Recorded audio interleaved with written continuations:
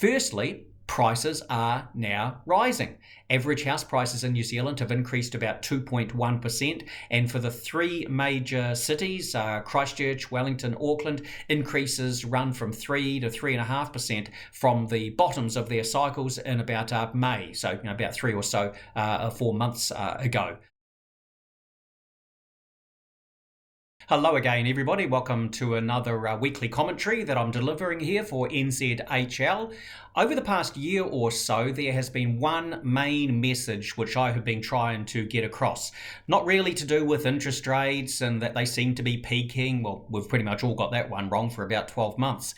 Instead, I've been delivering a very strong message to first home buyers, potential first home buyers, that they wanted to, if possible, take advantage of a market where you could look to make a purchase without much competition at the open homes, at the auctions, because investors in particular were out of the market. I would talk about the way that the number of properties listed for sale had risen very strongly from fewer than 14,000 in the middle of 2021 to a peak of just over 28,000 late in 2022.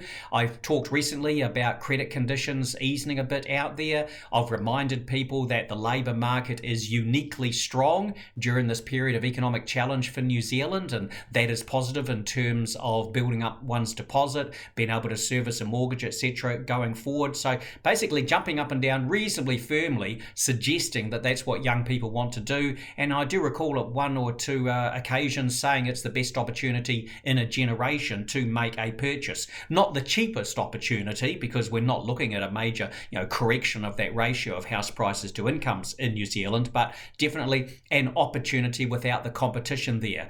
Well, the competition is now coming back. And in particular, the investors are now starting to come back into the market. And this is one reason I run these 5 monthly surveys. I started, I think it was 3 or 4 of them, back in the first lockdown of 2020, primarily of the real estate agents, but then very quickly after that of mortgage advisors. And my most recent survey of mortgage advisors all around New Zealand shows that a net 24% of them are seeing more investors coming in for advice to discuss their borrowing, their interest rate choices. Now, that is quite a change from a net 13% a month ago, saying they were still seeing fewer investors looking for assistance there, and the result of a net plus 24%, it is in fact the strongest since the January of 2021. So the investors are now starting to move back in the market. And it's not just that official, I guess, numerical indicator. I'm also starting to get a few more requests from people, businesses involved in property investment. Maybe they run training courses for people on how to do it, etc. So I can tell from that level of activity, those requests picking up, that also the investors are getting more interested. And perhaps it's relatively easy to understand why. Firstly, prices are now rising.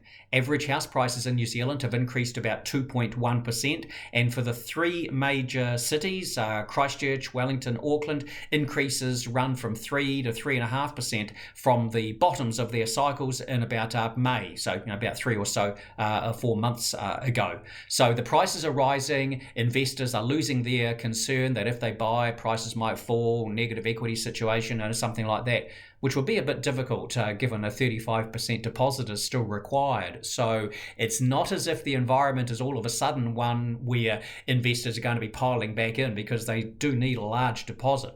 But just as I've been saying that we've got a 2.5 year queue of buyers, predominantly first home buyers looking to make a purchase, there are some investors or people who have wanted to make a purchase for the past 2.5 years have not done so.